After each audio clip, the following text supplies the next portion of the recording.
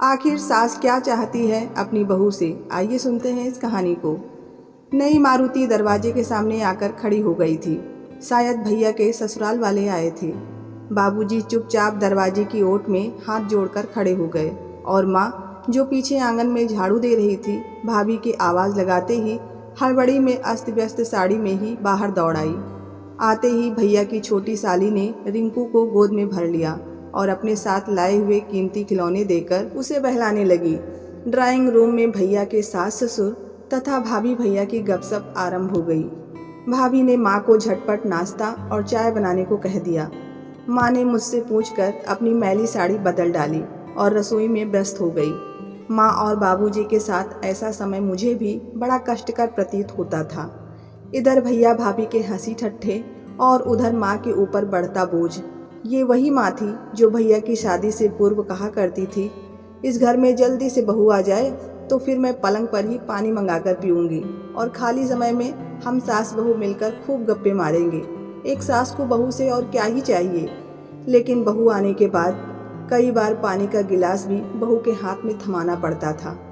जिस दिन भैया के ससुराल वाले आते थे, माँ कप प्लेट धोने और बर्तन मांजने का काम और भी फुर्ती से करने लगती थी। घर के छोटे बड़े काम से लेकर बाजार से खरीदारी करने तक का सारा भार बाबूजी पर एक मुश्त टूट पड़ता था। कई बार ये सब देखकर मन अंदर से भर आता था, क्योंकि उन लोगों के आते ही माँ बाबूजी बहुत छोटे पड़ जाते थे। दरवाजे के बाहर बच्चों का शोरगुल सुनकर मैंने बाहर झांक कर देखा। कई मैले कुचले बच्चे चमचमाती कार के पास एकत्र हो गए थे। भैया थोड़ी थोड़ी देर बाद कमरे से बाहर निकलकर देख लेते थे और बच्चों को इस तरह डांटते खदेड़ते थे मानो वे कोई आवारा पशु हो। भैया के सास ससुर के मध्य रिंकू की पढ़ाई तथा संस्कारों के बारे में वाक युद्ध छिड़ा हुआ था। रिंकू बाबूजी द्वारा स्थापित मोहल्ले के ही शिशु विहार में पढ़ता था, किंतु भाभी और उनके पिताजी का इरादा रिंकू को किसी पब्लिक स्कूल में दाखिला दिलवाने का था। भाभी के पिताजी बोले, इंग्लिश स्कूल में पढ़ेगा तो संस्कार भी बदलेंगे, वरना यहाँ रहकर तो बच्चा खराब हो जाएगा। इससे पहले भी रिंकू को पब्लिक स्कूल में भेजने की बात को लेकर कई बार भैया भाभी आपस में उलझ पड़े थे।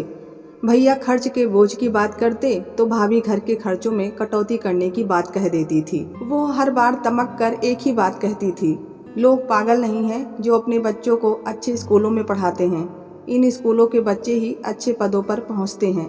भैया निरुत्तर रह जाते थे। बड़े उत्साह से भाभी ने स्कूल से फॉर्म मंगवाया था। रिंकू को किस प्रकार तैयारी करानी थी, इस विषय में मुझे भी कई हिदायतें दी थी। वो स्वयं सुबह जल्दी उठ रिंकू को पढ़ाने बैठ जाती थी। उन्होंने कई बातें रिंकू को तोते की तरह रटा दी थी। वो उठते बैठते सोते जागते उस छोटे से बच्चे के मस्तिष्क में कई तरह के सामान्य ज्ञान की बातें भरती रहती थी।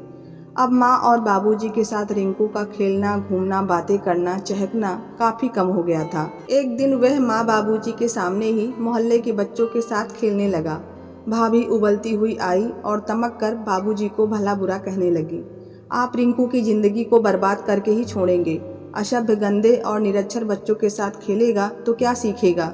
और बाबूजी ने उसी समय दुलारते हुए रिंकू को अपनी गोद में भर लिया था।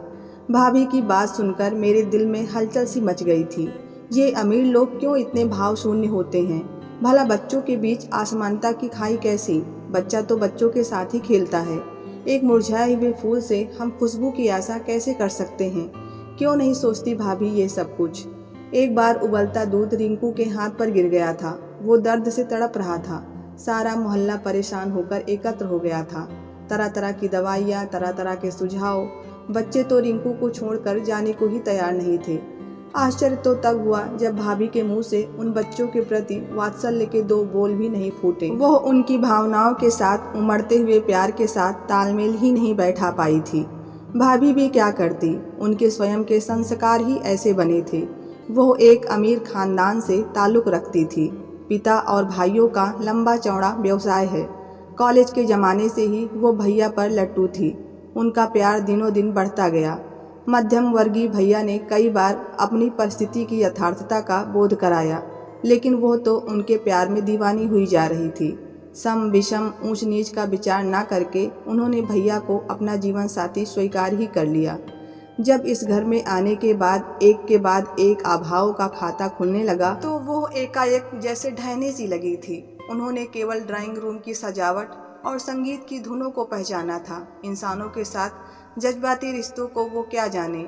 वो आभाओं की परिभाषा से बेखबर रिंकू को अपने भाइयों के बच्चों की तरह ढालना चाहती थी। भैया की औकात, भैया की मजबूरी और भैया की हैसियत के अंदाजे को ना महसूस करके। कभी कभी ग्लानि तो भैया पर भी होती थी।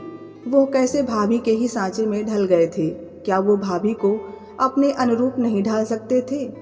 रिंकू टेस्ट में पास हो गया था। भाभी की खुशी का ठिकाना ना रहा, मानो उनकी कोई मन मांगी मुराद पूरी हो गई थी।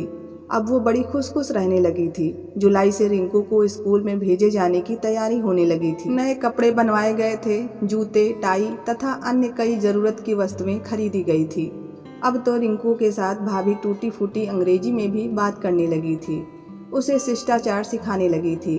भाभी रिंकू को जल्दी उठा देती थी। बेटा, देखा नहीं तुम्हारे मामा के रितु पिंकी कैसे अपने हाथ से काम करते हैं? तुम्हें भी अपना काम स्वयं करना चाहिए, थोड़ा चुस्त बनो। भाभी उस नन्ही सी जान को चुस्त बनाना सिखा रही थी, जिसे खुद चुस्त का अर्थ मालूम नहीं था। माँ और बाबूजी रिंकू से अलग होने की बात सोचकर अंदर ही अंदर विचलित हो रहे थे। आखिर रिंकू के जाने का निश्चित दिन आ गया था। स्कूल ड्रेस में रिंकू सचमुच बदल गया था। वो जाते समय मुझसे लिपट गया। मैंने उसे बड़े प्यार से पुचकार कर समझाया, तुम वहाँ रहने नहीं, पढ़ने जा रहे हो। वहाँ तुम्हारे जैसे बहुत से बच्चे होंगे, उनमें से कई तुम्हारे दोस्त बन जाएंगे। उनके साथ पढ़ना, उनके साथ खेलना। तुम हर छुट्टी में घर आ जाओगे, फिर माँ बाबूजी भी तुमसे मिलने आते रहेंगे। भाभी भी उसे समझाती रही। तरह तरह के प्रलोभन देकर माँ और बाबूजी के कंठ से आवाज़ ही नहीं निकल रही थी। बस वे बार बार रिंकू को चूम रहे थे। रिंकू की विदाई का क्षण मुझे भी रुला गया। बोगनवेलिया के फूलों से ढके दरवाजे के पास से विदाई के समय हाथ हिलाता हुआ रिंकू, माँ और बाबूजी के उठे हाथ तथा आंसुओं से भीगा चेहरा। बस खामोश वातावरण में एक आवाज़ उभरती रही थी। बोगनवेलिया के फूलों की पुरानी पंखुड़ियां हवा के तेज झोंके से खर नीचे गिरने लगी थी। उसके बाद उसमें संस्कार के नए फूल खिलेंगे और अपनी महक बिखेरेंगे। उम्मीद है आप सबको ये कहानी पसंद आई होगी। पसंद आई हो तो प्लीज़ वीडियो को लाइक और चैनल को सब्सक्राइब करना ना भूलें। धन्यवाद।